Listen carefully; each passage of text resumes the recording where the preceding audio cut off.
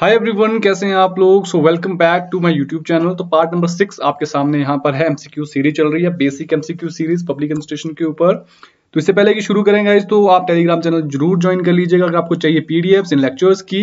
और अनअकैडमी पर भी मुझे फॉलो कर सकते हैं आप, क्योंकि यहाँ पर होती हैं फ्री क्लासेस बहुत सारी। तो कल tomorrow there will be a free class on PYQs on paper 1।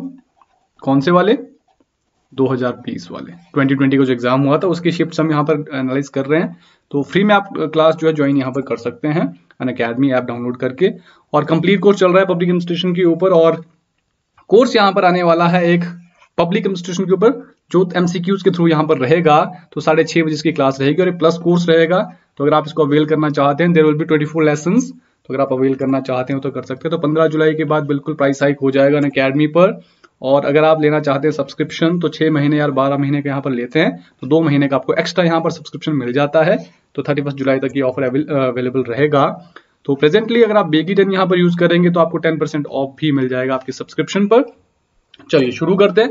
पहला क्वेश्चन है क्वालिटीज ऑफ ए सुपरवाइजर, जो कि जीडी हालसे ने यहाँ पर दी हुई है। तो इसमें से कौन सी इंक्लूड नहीं करती है? तो ये प्रिंसिपल्स ऑफ ऑर्गेनाइजेशन यहाँ पर हम देखेंगे।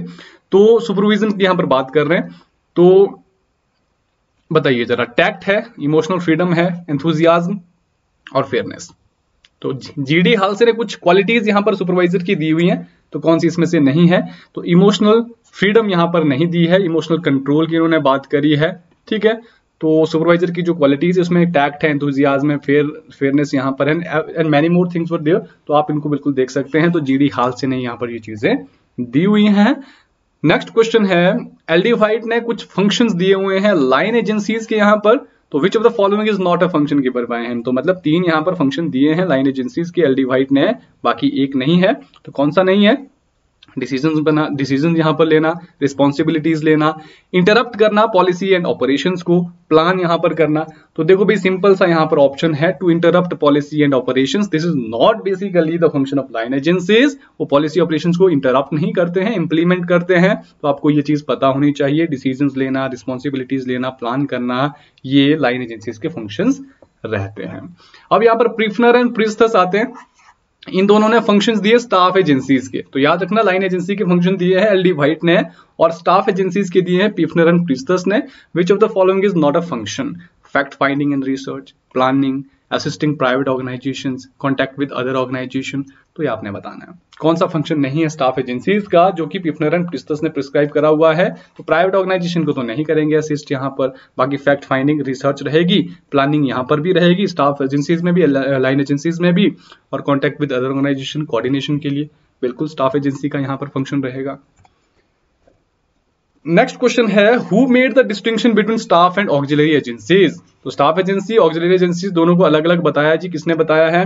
पिफनर प्रिस्थस, एलडी व्हाइट, डगलस मैकग्रेगर या फिर हेनरी फ्यो। तो राइट आंसर है गाइस यहाँ पर एलडी व्हाइट। तो एलडी व्हाइट ने कहा कि भाई स्टाफ एजेंसीज यहाँ पर अलग रहेंगी, ऑक्सिलरी एजेंसीज यहाँ पर अलग रहेंगी, जिनका काम यहाँ पर हाउस कीपिंग सर्विसेज प्रोवाइड करना होगा। बाकी स्टाफ एजेंसीज का काम यहाँ पर एडवाइस करना होगा। तो ये चीज एलडी व्हाइट ने यहाँ पर डिस्टिंग्विश करी है। तो इसको आपने याद रखना है। ये पीवाईक्यू में डायरेक्टली पूछा जा चुका है क्वेश्चन। नेक्स्ट क्वेश्चन है, किसने कहा कि लीडरशिप जो होती है बड़ी ऑर्गेनाइजेशंस में, it may be defined as influencing and energising of people to work together. यानी कि लोगों को एक साथ काम करने के लिए इन्फ्लुएंस करना, मोटिवेट करना और एनर्जाइज करना, ये होता है आपका लीडरशिप बड़ी ऑर्गेनाइजेशन में। तो किसने कहा है ये? टेरी, वॉरेन बेनिस, आपके डोनाल्ड, सैकलर हडसन। तो राइट आंसर क्या है? सैकलर हडसन। तो सैकलर हडसन कहते हैं कि बड़ी ऑर्गेनाइजेशंस में अगर हम लीडरशिप की बात करते हैं तो हम लीडरशिप इस तरह से डिफाइन कर सकते हैं कि जब हम लोगों को साथ में काम करने के लिए इन्फ्लुएंस करते हैं, प्रभावित करते हैं और एनर्जाइज करते हैं, मोटिवेट करते हैं, उसको लीडरशिप कहा जाता है। याद रखना भाई, इंपॉर्टेंट है।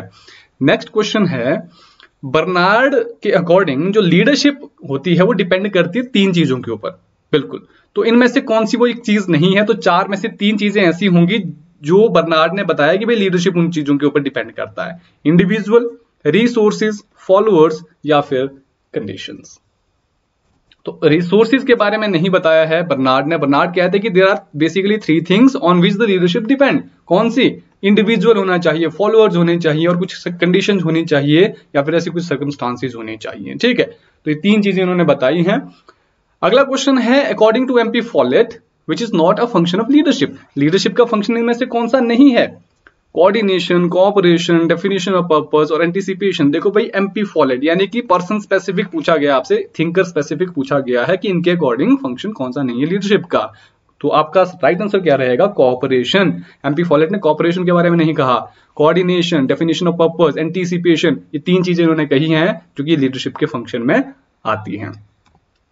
विच is not a function of leader given by Hicks and gullet. Hicks and gullet ने यहां पर कुछ फंक्शन दिए हैं लीडर के, तो इनमें से कौन सा नहीं है? तो नेगेटिव क्वेश्चन पूछा है।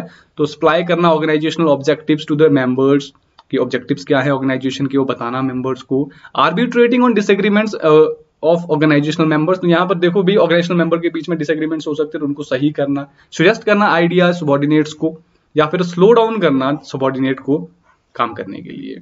तो ऑब्वियसली यहाँ पर स्लो डाउन तो नहीं करेंगे, ठीक है। कैसे करेंगे आप? कैटलाइज करेंगे, यहाँ पर उनको स्पीड अप करेंगे, सबॉर्डिनेट्स को भी आप काम अच्छे से और तेजी से करो। तो ये इसका राइट आंसर रहेगा। नेक्स्ट क्वेश्चन है, किसने कहा सिविल सर्विस क्या है? एक प्रोफेशनल बॉडी होती है ऑफिशियल्स की जिनको परमानेंटली पे किया जाता है और स्किल्ड होते हैं, परमानेंट पेड और स्किल्ड होते हैं वो। तो हरमन फिनर, मेरले फेंसो, ग्लेन स्टाहल, या फिर इनमें से कोई नहीं। तो सिंपल सा यहाँ पर ऑप्शन है आपके पास हरमन फिनर। तो इनकी ये स्टेटमेंट पीवाईक्यू में पूछी जा चुकी है, तो इंपॉर्टेंट है गाइस। तो इस तरह की स्टेटमेंट्स आप बिल्कुल याद करके जाइएगा एग्जामिनेशन में। नेक्स्ट क्वेश्चन है आपके सामने, टाइप्स ऑफ ब्यूरोक्रेसी जो कि दी है यहाँ पर FM मार्क्स ने, तो इसमें से कौन सी इंक्लूड नहीं होती है? तो ये चीज आपने यहाँ पर ध्यान में रखनी है। तो कौन सी वो चीज है? Guardian bureaucracy, patronage bureaucracy, caste bureaucracy, या फिर पार्टी स्टेट ब्यूरोक्रेसी। तो राइट आंसर क्या है? Party state bureaucracy, which is not given by FM marks. Most marks थे, इन्होंने दी है गार्डियन, पैट्रोनेज, कास्ट और मेरिट ब्यूरोक्रेसी। ठीक है, इंपॉर्टेंट है गाइस। तो so that was all about today's session. तो आई होप यहाँ पर एक क्वेश्चन और रह गया है, इसको भी कर लेते हैं। Position classification is not present in. देखो भाई 2 तरह की क्लासिफिकेशन हमारे पास है, एक रैंक क्लासिफिकेशन होती है, एक होती है पोजीशन क्लासिफिकेशन। चलो इसको कल इसको फिर से करेंगे क्वेश्चन को। तो रैंक क्लासिफिकेशन होती है एक ऐसी क्लासिफिकेशन आपकी जहां पर जो आपके सिविल सर्वेंट्स होते हैं उनके रैंक के हिसाब से उनको सैलरीज वगैरह दी जाती है, पे किया जाता है। जैसे कि आपका IAS यहाँ पर एग्जाम्पल है इंडिया में। IAS किसी भी ऑर्गेनाइजेशन में काम करेगा तो उसको सैलरी सेम मिलती है, उसका रैंक सेम, मतलब स्टेटस सेम रहता है।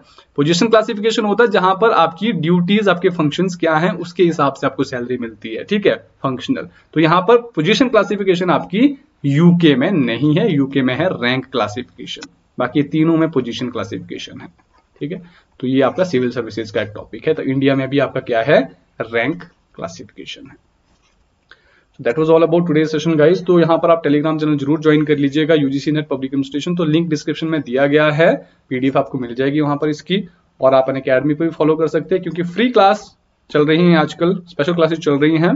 तो कल tomorrow we will have the session on PYQs on paper 1।